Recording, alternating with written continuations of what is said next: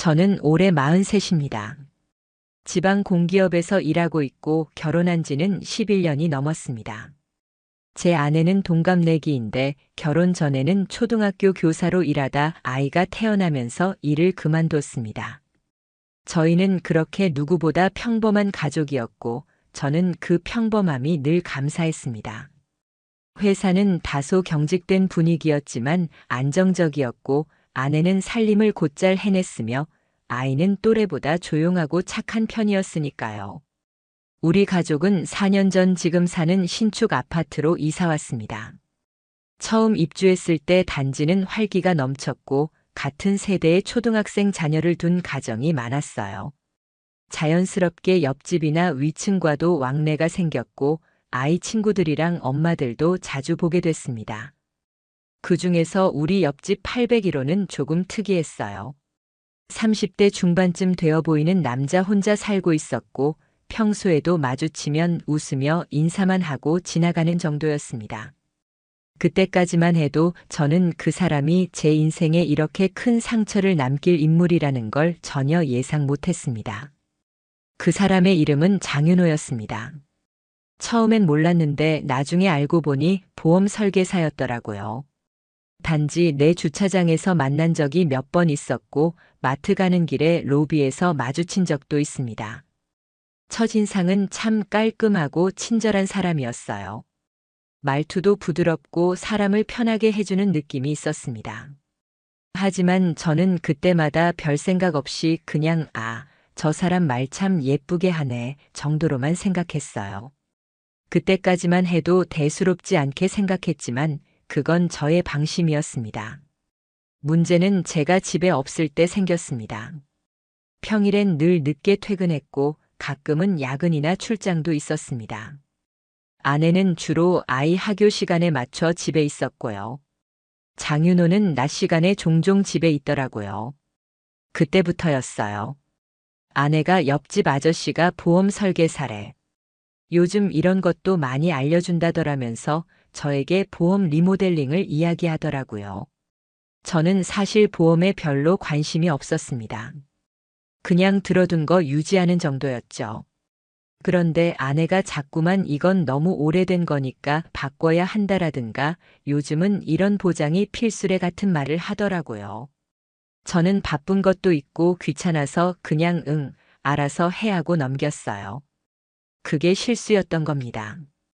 아내는 점점 그 사람과 자주 연락하게 됐고 단순한 보험 상담을 핑계로 낮 시간에도 그 사람 집에 다녀오곤 했습니다. 어느 날은 문득 이상한 기분이 들어 퇴근 시간을 앞당기고 일찍 집에 들어갔는데 아내가 없더라고요. 아이는 방에서 혼자 유튜브를 보고 있었고 아내는 전화도 안 받았습니다. 약 20분 뒤 문 열리는 소리에 나가보니 아내가 놀란 표정으로 들어왔습니다. 마트에 갔다 왔다는 말만 남기더라고요. 그날 저는 아내의 휴대폰을 몰래 봤습니다. 비밀번호를 몰라서 열지는 못했지만 문자 알림이 떠 있었어요. 오늘 이야기 너무 좋았어요. 다음 주에도 기대할게요라는 메시지였습니다.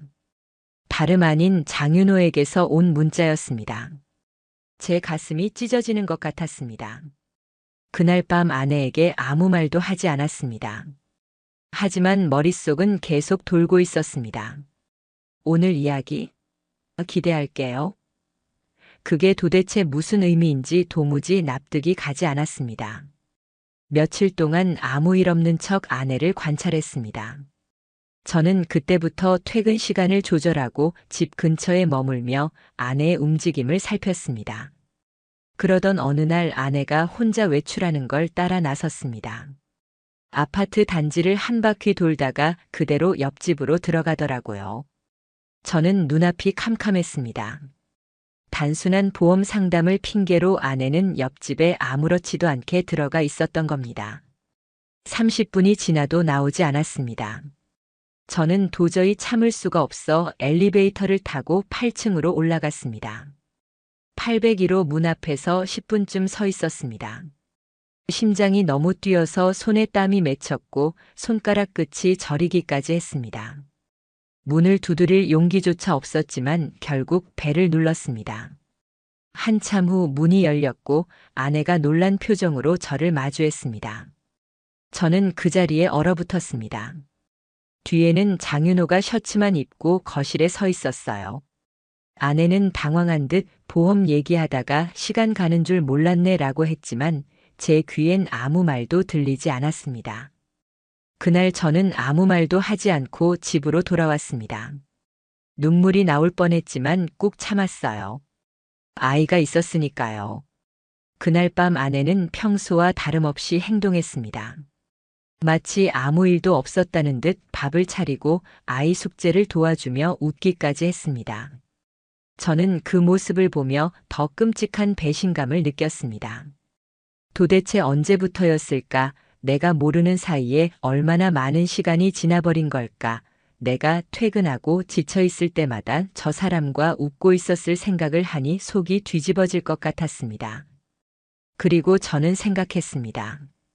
이건 절대 그냥 넘겨서는 안 될 무언가 큰일이라고요. 그날 이후 저는 잠을 제대로 잘 수가 없었습니다. 아내는 여전히 아무 일 없다는 듯 행동했고 저는 매 순간 그녀의 말과 행동을 의심하게 됐습니다. 전에는 믿고 지나갔던 모든 게 다시 되돌아오면서 재조합되는 느낌이었어요. 며칠 전 친구들과 점심을 먹는다고 나갔던 날, 헬스장 다녀온다고 했던 날, 모든 외출이 그 사람과의 만남이었을 수도 있다는 생각이 들면서 피가 거꾸로 솟는 느낌이었습니다. 가만히 앉아있는 순간에도 머릿속은 미쳐 돌아가는 것 같았고 웃고 있는 아내를 바라보는 것조차 견디기 힘들었습니다. 하지만 저는 아직 아무 증거도 없었습니다. 그저 제가 목격한 장면 하나뿐이었고 그들은 너무나 뻔뻔하게 부정할 게 뻔했습니다. 그래서 저는 아내의 핸드폰을 들여다보기로 결심했습니다. 비밀번호를 알아내기 위해 잠든 아내의 손가락을 조심스럽게 가져다 대보안 인식을 통과시켰습니다. 손이 덜덜 떨렸어요. 혹시라도 깰까봐 식은땀이 났고 숨소리마저 조심스러웠습니다. 그리고 그 안엔 제가 절대 보고 싶지 않았던 것들이 있었습니다. 카카오톡에는 윤호라는 이름으로 저장된 연락처가 있었고 메시지 내용은 지우지 않은 채 남아 있었습니다. 오늘 오랜만에 웃었어요. 고마워요. 당신은 내 말을 유일하게 진심으로 들어주는 사람이에요. 남편 눈치 보지 마요. 우리 둘만 아는 공간이잖아요. 저는 핸드폰을 쥔 손에 힘이 들어가며 화면이 부서질 듯 했어요. 이건 단순한 친절이 아니었고 단순한 상담도 아니었습니다. 이건 확실한 감정이었고 분명한 선을 넘은 관계였습니다. 그 순간 저는 확신했습니다. 아내는 저를 속였고 그 남자는 그 사실을 즐기고 있었고 저는 완벽하게 바보가 되어 있었던 겁니다. 하지만 저는 참았습니다. 이대로 감정적으로 덤비면 그 둘은 발뺌할 게 분명했고 저는 아무것도 얻지 못한 채 끝나버릴 수 있었습니다. 그래서 저는 계획을 세웠습니다. 그 남자에 대해 알아보기로요. 지인을 통해 보험 설계사 자격증 등록 정보를 알아봤습니다. 장윤호 37세, 근무지는 근처에 있는 중소보험 대리점이었고 2년 전부터 본격적으로 영업을 시작했다고 되어 있었습니다. 가장 중요한 건 그가 소문으로도 이미 여자 고객과 친한 설계사로 너무 유명했다는 것이었어요. 지인의 말에 따르면 저 사람 조심해야 해요. 여자를 너무 자연스럽게 다뤄요. 옆집 아줌마들이 전부 고객이래요. 라는 말까지 들었습니다. 머리가 띵했어요. 그럼 아내만이 아니었을 수도 있다는 건가요? 이미 이런 일이 반복돼 왔던 사람이 우리 집 옆집에 살고 있었고 저는 그걸 전혀 눈치채지 못한 채 가족을 맡긴 것이었습니다. 그날 밤 저는 아내 몰래 작은 녹음기를 하나 샀습니다. 그리고 며칠 뒤 아내의 핸드백 속에 몰래 숨겨뒀습니다. 처음엔 망설였지만 증거가 있어야 법적 대응이 가능하다는 말을 되새기며 스스로를 설득했습니다. 그리고 결과는 충격 그 자체였습니다. 녹음기엔 아내와 장윤호가 나눈 대화가 고스란히 담겨 있었습니다. 그들은 제가 없는 낮 시간을 이용해 아파트 근처 카페에서 만나 이야기를 나누고 있었고, 내용 대부분은 남편인 저에 대한 불만이었습니다. 그 사람은 내 말을 들으려고 하지도 않아. 이 집에서 나라는 존재는 그냥 집안일 담당일 뿐이야. 넌 다르니까, 넌 나한테 집중해주니까 좋아. 제가 가장 분노했던 건 그 남자의 대답이었습니다. 내가 널 소중하게 아껴줄게. 그 사람은 널 몰라. 너는 더 행복할 수 있어. 아내가 흐느끼듯 웃으며 대답했어요. 그 말을 들으니까 살 것 같아. 저는 이걸 들으면서 주먹을 쥐고 이를 악물었습니다. 한때 제가 사랑했던 사람이, 저와 아이를 함께 꾸렸던 그 아내가 다른 남자 앞에서 그런 말을 하고 있었다는 사실에 가슴이 갈기갈기 찢기는 것 같았습니다. 그날 이후 저는 모든 것을 정리하기로 결심했습니다. 이건 단순한 배신이 아니었습니다. 이건 의도적이고 반복적인 기만이었고, 저를 완전히 무시한 채 자신들의 감정에만 취한 두 사람의 탐욕이었습니다. 저는 변호사를 만나기로 했습니다. 불륜 증거, 상간남 소송, 이혼, 양육권, 위자료, 이 모든 단어가 이제부터 제 삶의 키워드가 되리라는 걸 알고 있었습니다. 그 다음 날 저는 회사를 조퇴하고 서울 강남에 있는 한 이혼 전문 변호사 사무실을 찾았습니다. 문을 열고 들어가는데 심장이 너무 뛰어서 목소리가 떨릴 정도였어요. 상담실에 앉아서 처음 입을 뗄 때 눈물이 쏟아질 뻔했습니다. 저는 스스로를 꽤 단단한 사람이라 생각했지만 이 순간만큼은 그저 무너진 남편이자 배신당한 가장이었을 뿐이었어요. 변호사는 말했습니다. 불륜이 사실이라면 상간남 소송이 가능합니다. 증거는 얼마나 확보하셨나요? 저는 핸드폰 문자 캡처와 녹음된 대화 파일을 조용히 꺼내 보였습니다. 변호사는 고개를 끄덕였습니다. 상당히 유효한 증거입니다. 상대방은 법적으로 불리한 위치에 놓이게 될 겁니다. 문제는 아내분이 부정하고 나올 가능성이 크다는 점이에요. 추가적인 증거가 필요합니다. 둘이 함께 있는 장면이 촬영된 영상이나 위치 추적 기록이 있으면 좋겠네요. 저는 돌아오는 길에 마음을 단단히 먹었습니다. 더 이상 감정만으론 이 상황을 끝낼 수 없다는 걸 알았고, 그 사람들처럼 이중적인 얼굴로 살아야 한다는 것도 깨달았어요. 그날 밤 저는 아내에게 일부러 다정하게 대했습니다. 늦게 들어오느라 고생했겠다고 말했고, 요즘 많이 힘들지 않냐며 아이 이야기를 꺼내 웃기까지 했습니다. 그녀는 처음엔 의아해하더니 금세 풀어진 듯 행동했어요. 그 뻔뻔함이 참을 수 없을 정도로 역겨웠지만 저는 꾹 참았습니다. 며칠 뒤 저는 차량에 GPS 위치 추적기를 설치했습니다. 아내 차량의 하부에 자석형으로 부착하는 소형 추적기였고, 휴대폰 앱으로 실시간 위치를 확인할 수 있었습니다. 설마 했지만 그날부터 그녀는 매주 수요일과 금요일 오전 10시에서 낮 12시 사이 같은 장소에 차를 세웠습니다. 그곳은 우리 집에서 차로 15분 떨어진 고층 오피스텔이었습니다. 저는 의심을 확신으로 바꿨고 그 오피스텔 건물 앞에 차를 대고 기다렸습니다. 금요일 오전 10시 15분 아내의 차량이 나타났고 그 뒤를 따라 검은색 차량 한 대가 슬며시 들어섰습니다. 그 차에서 내린 사람은 바로 장윤호였습니다. 그들은 주차장에서 서로 자연스럽게 인사했고 같이 엘리베이터를 타고 올라갔습니다. 저는 그 광경을 차 안에서 지켜보면서 이를 악물었습니다. 증거를 확보해야 했기에 따라가진 않았고 대신 건물관리사무소를 통해 CCTV 열람 요청을 준비하기로 마음먹었습니다. 집에 돌아와 저는 더 이상 참을 수 없었습니다. 저녁을 먹으며 저는 조용히 말을 꺼냈습니다. 너 요즘 장윤호랑 자주 만나지? 아내는 젓가락을 멈췄고 제 얼굴을 멍하니 바라봤습니다. 무슨 소리야? 그냥 보험 때문에 한두 번 봤을 뿐이야. 그 말이 제 분노를 터뜨렸습니다. 그냥 보험? 그럼 이 문자들은 뭐고 이 녹음은 뭐야? 너희 둘이 우리 둘만 아는 공간이라는 말은 보험이랑 무슨 상관이야. 아내는 처음엔 부정하더니 결국 고개를 푹 숙였습니다. 그 사람은 나한테 관심 가져줬어. 당신은 날 보지도 않았잖아. 나를 그냥 엄마로만 취급했잖아. 저는 주먹을 꽉 쥐었습니다. 그래서 다른 남자랑 오피스텔까지 가서 숨어 만나도 된다는 거야? 아이한테는 뭐라고 설명할 건데. 내가 그동안 우리 가정을 얼마나 망가뜨려 왔는지 알기나 해. 그날 밤 아내는 거실에서 잤습니다. 저는 아이 옆에 누워 천장을 바라보며 생각했습니다. 결혼 11년 동안 저는 정말 열심히 살았습니다. 회식 자리에선 늘 가족 핑계로 빠졌고 주말마다 아이와 놀아줬고 아내가 힘들다 하면 출장도 줄였습니다. 그런데 그 모든 시간이 이 사람에겐 무관심이었답니다. 가슴이 찢어지는 기분이었습니다.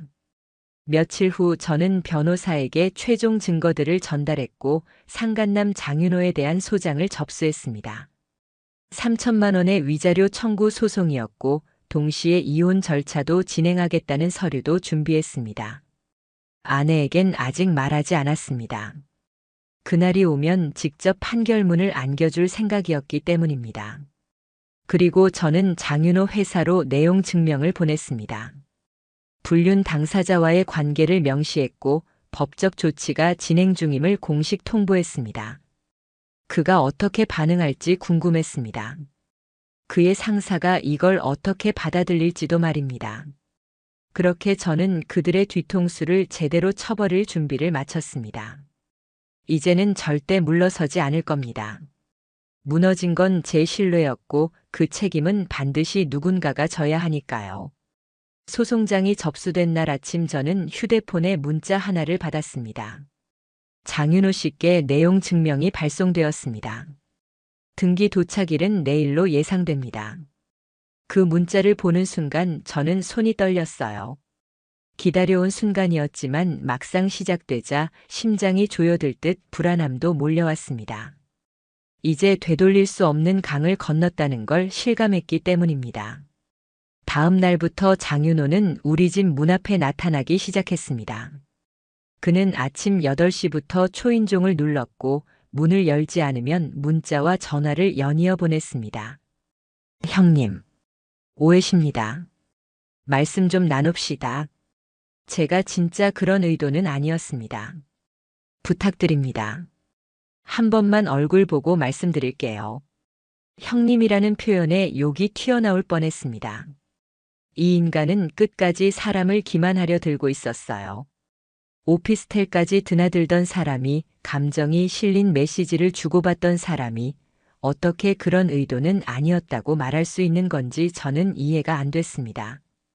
저는 모든 연락을 무시했습니다. 대신 그의 회사로 추가 증거를 보냈습니다.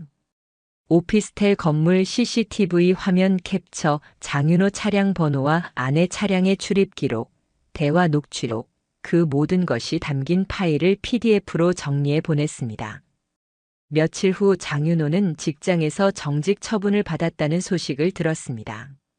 그의 고객 중 일부가 그와의 상담 중 불쾌했던 일을 폭로했고 회사는 더 이상 그를 감싸줄 수 없다는 입장을 밝힌 것이었죠.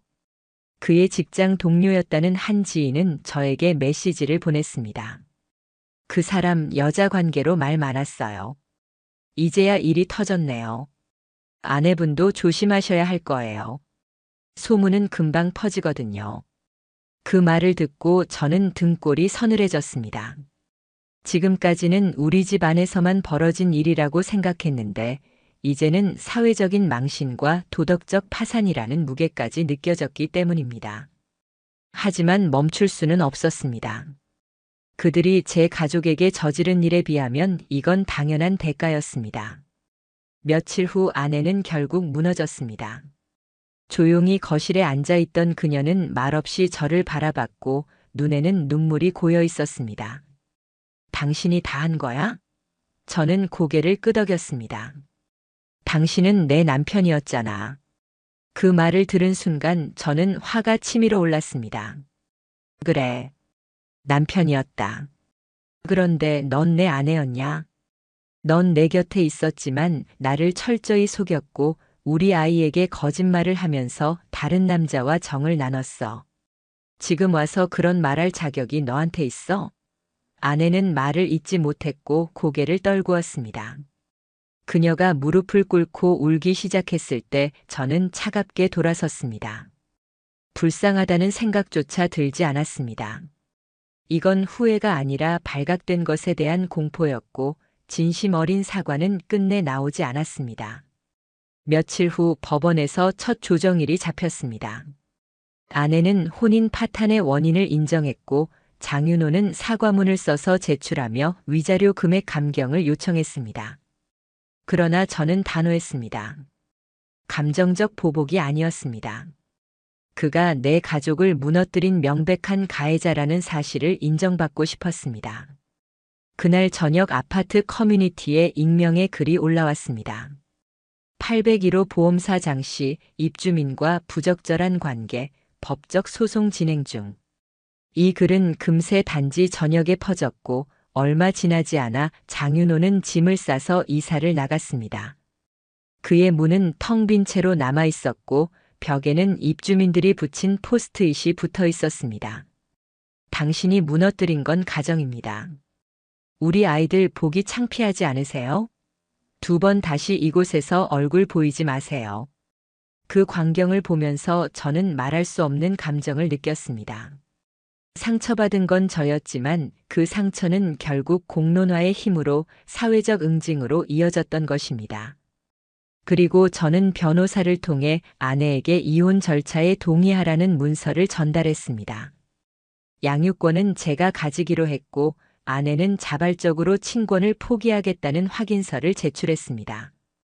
더는 아이 얼굴을 볼 자격도 없다는 걸 스스로도 인정한 거겠죠. 아이에게 이 모든 걸 어떻게 설명해야 할지 며칠 동안 밤잠을 설쳤습니다. 하지만 결국 말했습니다. 엄마와 아빠는 서로 다른 길을 가기로 했다고. 엄마는 아빠에게 큰 상처를 줬고 아빠는 널 지키기 위해 결정을 내렸다고. 그 말에 아이는 한참을 멍하니 있다가 고개를 끄덕였습니다. 난 아빠랑 살고 싶어. 그 순간 저는 목이 메어 말을 잇지 못했습니다.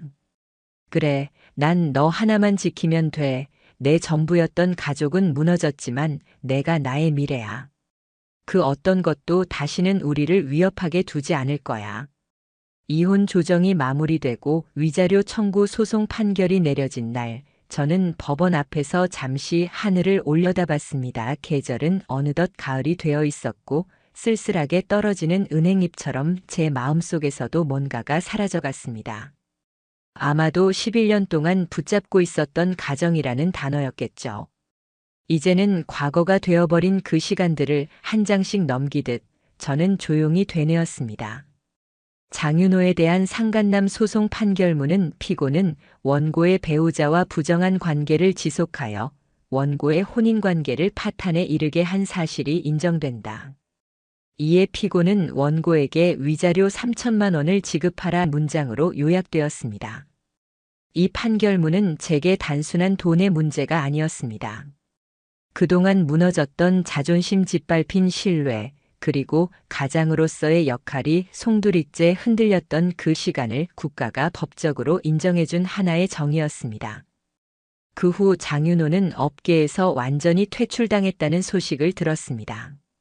다른 지역으로 옮겨가려 했지만 경력 조회에서 문제가 불거졌다고 하더군요. 입주민 단톡방에서도 그와 관련된 이야기는 더 이상 언급되지 않았습니다. 사람들은 시간이 지나면서 잊었지만 저는 절대 잊지 않았습니다. 그리고 잊지 않기로 했습니다. 아내는 이혼 후 몇 달간 저에게 연락을 시도했지만 모두 무시했습니다. 한 번만 얼굴 보고 이야기하자. 아이만 보고 싶다. 너무 보고 싶어서 미치겠다. 그녀는 그렇게 수많은 감정의 언어로 저를 흔들려 했지만 저는 단 한 번도 흔들리지 않았습니다.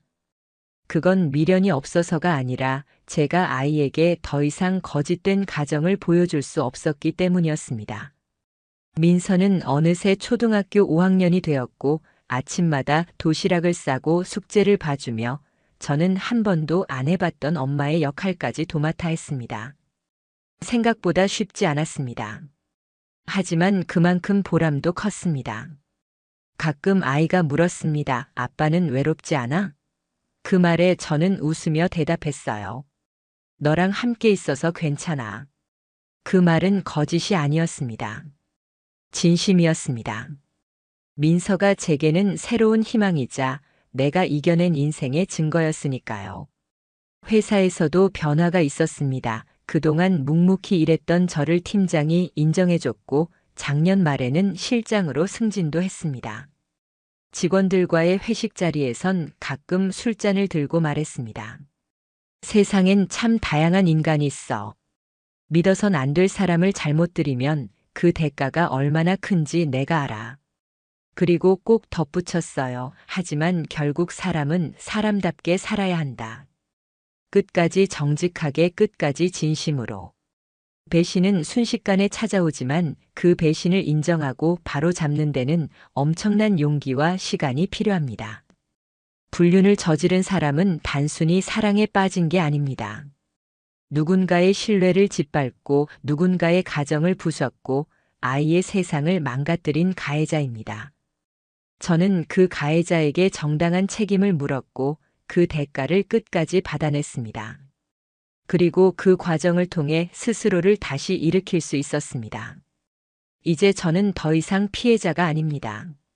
저는 살아남은 사람입니다. 그리고 제 아이와 함께 다시는 그런 일이 벌어지지 않게 더 단단한 가정을 만들어가고 있습니다. 지금 여러분 혹시라도 작은 의심, 작은 불안이 마음속에서 자라고 있다면 무시하지 마세요. 그건 분명 무언가가 잘못됐다는 당신의 직감일 수 있습니다. 그리고 기억하세요. 배신은 조용히 시작되지만 그 끝은 반드시 책임으로 되돌아옵니다.